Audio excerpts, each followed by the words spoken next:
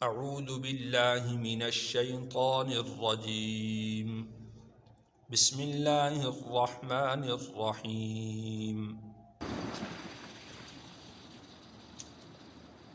وما یستوی البحران، دو دریا برابر نہیں ہیں. ھذا، یہ عذب میٹھا ہے، فرات پیاس بجھانے والا ہے، سائغ شرابہ اس کا پینا آسان ہے، وھذا اور یہ ملح نمکین ہے، اجاج کاٹنے والا ہے، ومن کل اور ہر ایک سے، تأکلون تم کھاتے ہو، لحمن طریا تازہ گوشت، وتستخرجون اور تم نکالتے ہو، حلیتن زیور، تلبسونہا جس کو تم پہنتے ہو،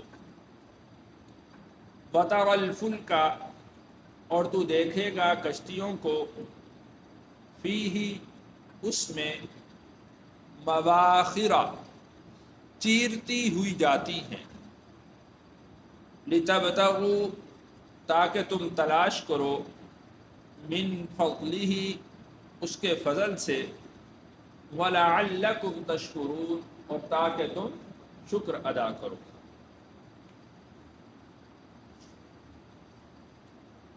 اس آیت میں اللہ تعالیٰ نے اپنی قدرت کو بیان کیا ہے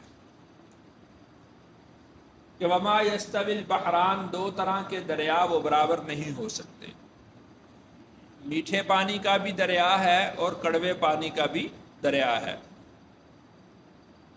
میٹھے پانی سے جو فوائد حاصل ہوتے ہیں وہ کڑوے پانی سے حاصل نہیں ہو سکتے، اور جو حکمتیں اللہ نے کڑوے پانی میں رکھی ہیں وہ میٹھے پانی سے حاصل نہیں ہو سکتی. اسی طرح آپ دیکھ لیں کہ زمین کے نیچے بھی دونوں طرح سے پانی بہتا ہے، کسی جگہ سے میٹھا پانی اور کسی جگہ پر کڑوا پانی. اللہ تعالیٰ نے میٹھے اور کڑوے پانی کے درمیان میں آڑ قائم کی ہے، پردہ رکھا ہے. میٹھا پانی کڑوے میں شامل نہیں ہوتا اور کڑوا پانی میٹھے پانی میں شامل نہیں ہوتا. میٹھے پانی کے بارے میں اللہ نے ارشاد فرمایا کہ ھذا عذب فرات، یہ میٹھا پانی ہے، پیاس بجھانے والا ہے، سائغ شرابہ اس کا پینا آسان ہے، جی چاہتا ہے کہ آدمی اس پانی کو پیتا رہے. وھذا ملح اجاج اور یہ نمکین ہے، گلے کو کاٹنے والا ہے، کلی تک نہیں ہو سکتی. تو اللہ نے بنایا ہے، میٹھا پانی بھی اللہ ہی نے بنایا اور کڑوا پانی بھی اللہ ہی نے بنایا. آگے اللہ نے ارشاد فرمایا کہ بھلے وہ میٹھے پانی کا دریا ہو یا کڑوے پانی کا دریا ہو، ومن کل ہر ایک سے، تأکلون لحما طریا تم تازہ گوشت کھاتے ہو. اللہ تعالیٰ نے مخلوقات ایسی پیدا کی ہیں، سمندروں میں، دریاؤں میں، جیسے مچھلی ہے کہ جس کا تم گوشت کھاتے ہو. وَتَسْتَخْرِجُونَ حِلْيَةً تَلْبَسُونَهَا اور تم اس سے زیور نکالتے ہو، موتی نکالتے ہو، مونگا نکالتے ہو جس کو تم پہنتے ہو. وَتَرَى الْفُلْكَ فِيهِ مَوَاخِرَ اور تو دیکھے گا کشتیوں کو کہ اس میں ان کی لہروں کو چیرتی ہوئی گزرتی ہیں. لِتَبْتَغُوا مِنْ فَضْلِهِ تاکہ تم اس کے فضل سے تلاش کرو.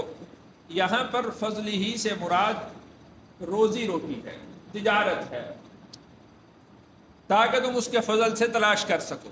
تو دیکھتے ہیں کہ کتنے بڑے بڑے بحری جہاز وہ ایک شہر سے، ایک ملک سے دوسرے ملک میں جاتے ہیں، تجارت کی غرض سے جاتے ہیں، اور لوگ کتنا کتنا نفع اس سے حاصل کرتے ہیں.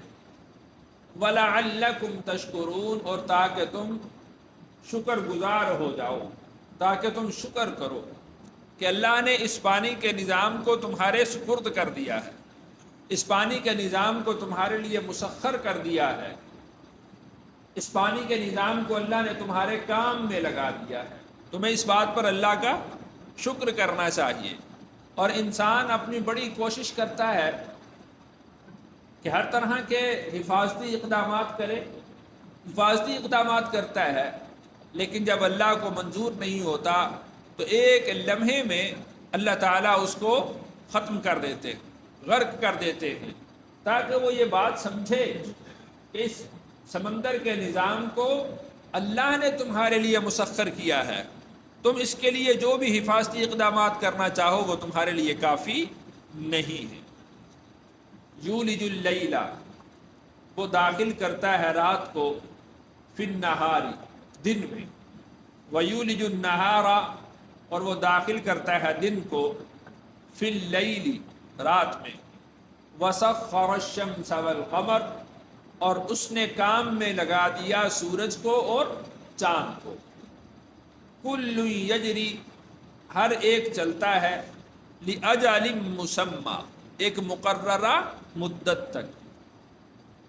حضرت شاہ عبد القادر محدث دہلوی رحمہ اللہ لکھتے ہیں کہ اس میں مثال سمجھا دی اللہ نے کہ اسلام اور کفر کی مثال یہی ہے، اسلام بھی غالب آتا ہے، پھر اس کے بعد کفر غالب آ جاتا ہے، جب کفر کا غلبہ ہوتا ہے پھر اللہ تعالیٰ اسلام کو غلبہ عطا کرتے ہیں۔ تو کل یجری لاجل مسمى، جس طرح سورج اور چاند کا نظام مقرر ہے، دیر سویر نہیں ہوتی، اسی طرح اللہ تعالیٰ نے اسلام کے غلبہ کی ایک گھڑی متعین کی ہے، اللہ نے ایک وقت مقرر کیا ہے، اس سے دیر سویر نہیں ہوگا۔ جس طرح رات کا اندھیرا چھا جاتا ہے تو کوئی شخص بھی اس آس پر کہ اب تو کبھی روشنی ہوگی ہی نہیں، نا امید نہیں ہوتا، بلکہ اس کو امید ہوتی ہے کہ یہ جو رات کا وقت ہے ایک مقرر ہے، اس کے بعد اندھیرا چھٹ جائے گا اور دن چڑھ جائے گا۔ تو اسی طریقے سے تمہیں بھی پر امید رہنا چاہیے کہ اگر کبھی کفر کا غلبہ ہو تو یہ کفر کا اندھیرا عنقریب چھٹنے والا ہے۔ تو کل یجری لاجل مسمى، ہر ایک چلتا ہے ایک وقت مقررہ تک، تو اسی طرح کفر کا غلبہ بھی ایک وقت مقررہ تک ہے اور عنقریب وہ بھی چھٹ جانے والا ہے، پر امید رہنا چاہیے۔ ذالکم اللہ ربکم، یہ ہے تمہارا رب، لہ الملک، اس کی بادشاہی ہے۔ اب دیکھیں نا، اللہ تعالیٰ نے اپنی قدرتوں کا بیان کیا، سمندروں کا بیان کیا، پھر سمندروں کو تمہارے کام میں لگانے کا بیان کیا، اس میں تمہارے لیے روزی روٹی کا انتظام کیا، تمہاری تجارت کا انتظام کیا، پھر دن اور رات کا نظام ہے، سورج چاند ستاروں کا نظام ہے، یہ سارا کا سارا کس کے قبضہ میں ہے؟ اللہ کے قبضہ میں ہے۔ اب اللہ پوچھتے ہیں ذالکم اللہ ربکم لہ الملک، یہ ہے تمہارا رب اور اسی کی بادشاہت ہے، یعنی جس کے قبضہ میں یہ سب کچھ ہے، بادشاہ وہی ہے۔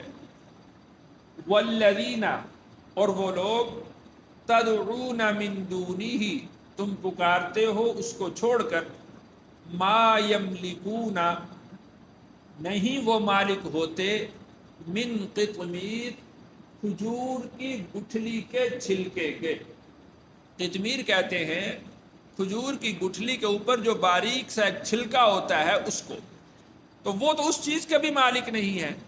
اور کہاں اللہ کی ذات جو سورج چاند ستارے دریاؤں کا اور زمین اور آسمان کا مالک، اور دوسری طرف وہ لوگ کہ جو کھجور کی گٹھلی کے بھی مالک نہیں ہیں، تو تم ان کو اللہ کا شریک ٹھہرا رہے ہو۔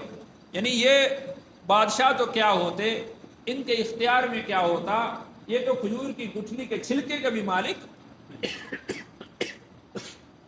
نہیں ہے۔ تو یہاں پر والذین تدعون من دونہ، من دونہ سے مراد بت بھی ہیں، من دونہ سے مراد اولیاء بھی ہیں، من دونہ سے مراد انبیاء بھی ہیں، من دونہ سے مراد فرشتے بھی ہیں، سارے اس میں داخل ہیں والذین تدعون من دونہ سے۔ ان تدعوہم، اگر تم پکارو ان کو، لا يسمعوا دعاءکم، لا يسمعوا تو نہ سنیں، دعاءکم تمہاری پکار کو، ولو سمعوا اور اگر وہ سن بھی لیں، مستجابوا لکم تو کام میں نہ آئیں تمہارے۔